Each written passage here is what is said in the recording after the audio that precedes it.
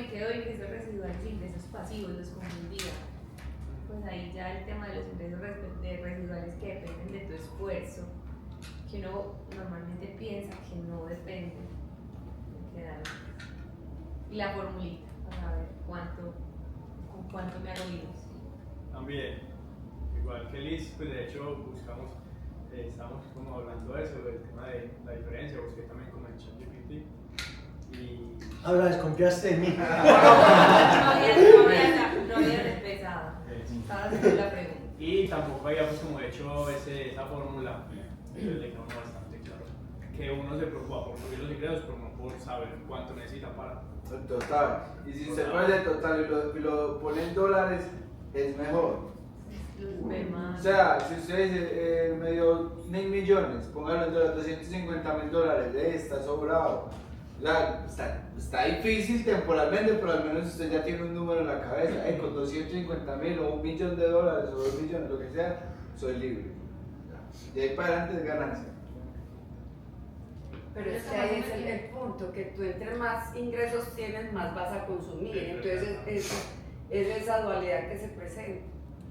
¿Qué dice el Es algo que... frente a eso?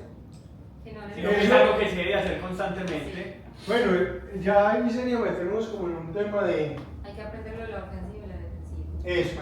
Pues ya meternos en principios financieros, pues en principios. ¿Qué pasa? ¿Cuál debería ser cuando tú construyas La distribución del dinero. tu presupuesto? Exacto. Vean, yo siempre digo el presupuesto como una pirámide. En esta pirámide se invierta. Esa no es de alto riesgo.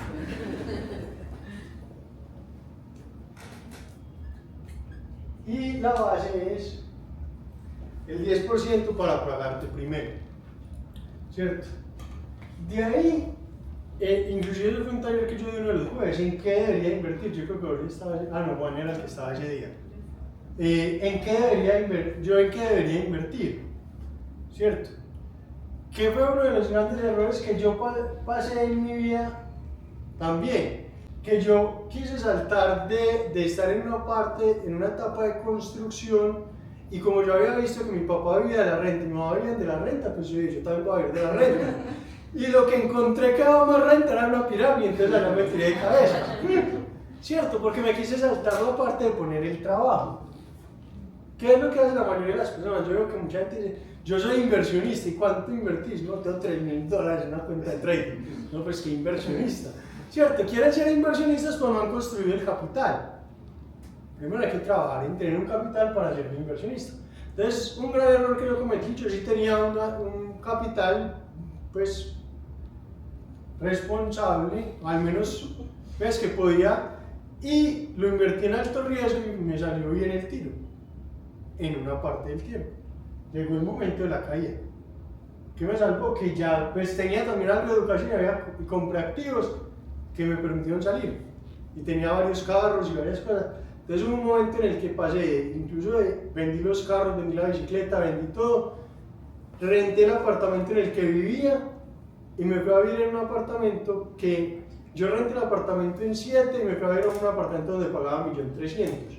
¿Qué hice? Un recorte de presupuesto grande, ¿cierto? O sea, estuve dispuesto a pagar el precio que la mayoría de las personas no están dispuestas a pagar en un momento de su vida. ¿Cierto? O sea, me estreché, pero tenía claro esto, pagar 10% para pagarse primero. ¿Y qué pasa? Si yo paso de ganar 1 millón y gano 1 millón de pesos, y yo vivo con el 90% porque el 10% lo llevo a inversiones, o sea, y esto solo se gasta en 2 cosas, educación o generar más dinero. Nunca se gasta, o sea, esto ya es un ahorro de por vida. Si yo hago eso y me gano 1 millón, o sea, entonces vivo con 900. Ahora me empiezo a ganar 1.100.000, ¿cierto? Si yo ahorro el 10%, podría vivir con 990. Para yo hacerme libre más rápido, lo que tengo que hacer no es vivir con 990, sino con 950. Mejoré mi estilo de vida, pero ahora ya no estoy ahorrando el 10%, sino que estoy ahorrando, ¿cuánto es 950 de 1200? 950 dividido 1200. El 80. ¿Ve el qué? Dividido 1200, ¿qué? 350 dividido 1200. Menos 1%, creo que es. Acá hay de punto 8, pero no sé si No me da. Es el 95%. al 80 por ¿Ah? el 20%. 20%. Entonces estoy ahorrando el 20%, imagínense, salté al doble de ahorro. ¿Ustedes creen que me puede ser más rápido libre si de ahorrar el 10 paso a ahorrar el 20? Porque realmente no se trata de cuánto ganas, sino de los porcentajes. Entonces, si usted se ganó este mes $10.000, o $5.000, o $1.000, pero usted siempre de esos 1.000, o 5.000, o 10.000, siempre saca el 10, usted ya se. Entonces, si le entran $500.000, saca el 10. Pero si usted ya, pues como está acostumbrado a vivir con un valor, no tiene que aumentar, sino que puede aumentar un poquito más esto, porque yo digo, no tiene sentido, pues eso ya es un concepto personal. Hay gente que financieramente sigue viviendo con lo mismo, yo digo, no, usted tiene que darse gusto, porque así como, es más, yo siempre pongo en el presupuesto un 10% Ocio. para Bueno. pues, lujos, ocio. Es más, yo todo esto lo englobo en una palabra que se llama diversión. Para que usted sepa que está invirtiendo en su yo futuro y en su yo presente. Pero es con el mismo porcentaje. Sí. O sea, Ellos pueden usted me gané $1.000, papi, ahí Igual tiene el 10% de diversión, $100, vaya y se come un cono y. Si usted hizo $100.000 porque fue muy barato, usted hace un ejemplo, $10.000, te mereces esos $10.000 de eso. O sea, de diversión. Eso sería para mí este ya, o sea, les iba a mostrar la pirámide de inversión, pero la salté al presupuesto, una pirámide de presupuesto. Lo que no se demueve el presupuesto sí o sí son las bases sólidas y es el ahorro. Pero esto sería una estructura de presupuesto muy buena. Un 10% para dar. ¿Por qué yo incluyo siempre el 10% para dar? El hecho de que usted lo pone en una situación de abundancia. Y su cerebro va a entender que usted tiene la capacidad de dar y que hay otras personas que están en una situación más difícil. Y cuando usted da, entiende que hay gente a la que usted puede ayudar, usted puede servir y empieza a vivir desde la gratitud de la posición en la que usted está. Y si usted vibra en gratitud por la posición en la que está, pues va a traer muchas mejores cosas a su vida. Entonces, por eso es importante la parte de dar. La parte de darse en el presente, porque la gente que normalmente se mata y solo ahorra, llega un momento donde se le va todo muy rápido porque se cansa de hacer un trabajo y de nunca dar la recompensa. Entonces yo creo que esto es como el yin y el yang que le pone el equilibrio. Pero eso es una perspectiva personal, esto sí, pero esta sí es un que debería estar fit.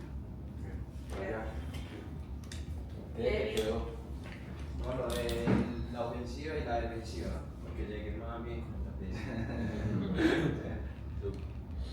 Lo que más se me queda también fue lo de la ofensiva y la defensiva, y que antes de hacerse libre financieramente hay que Construir. hay que crecer personalmente, pues mentalmente, espiritualmente y físicamente. Bueno, creo que hay que, para calcular la libertad, no hay que tener solamente presente el valor presente, porque hay una cosa que se llama inflación, y si yo tengo ganándome fijo, el ejemplo que dabas de NU, ¿cierto? Yo tengo 200 millones de NU, pero listo, me está ganando ahorita, pero esos proyectos en un año ya no es lo mismo. Entonces, lo que yo busque como ingreso pasivo, como ingreso residual, también debe ir creciendo. Y eso es por eso la propiedad raíz. La propiedad raíz crece con el IPC, o sea, crece con la inflación. O sea, el 5%, por eso el arriendo sube a lo que subió la inflación. Cuando sube a lo que subió la inflación, ¿qué quiere decir? Que su valorización del apartamento subió. Por eso es mejor guardar en ladrillo que en cash. Pero lo que me creo es que igual queda uno estancado. Pues todo sube y sube la inflación. Exacto, Uno se puede estancar. pero la renta te quedó libre. O sea, si la casa te dio un 8%, un CDT, por ejemplo, un CDT tiene 200 millones y le pago al 1, porque es que usted mira al 1, no, una casa me da el 0.5 y un CDT me da el 1, pero realmente ustedes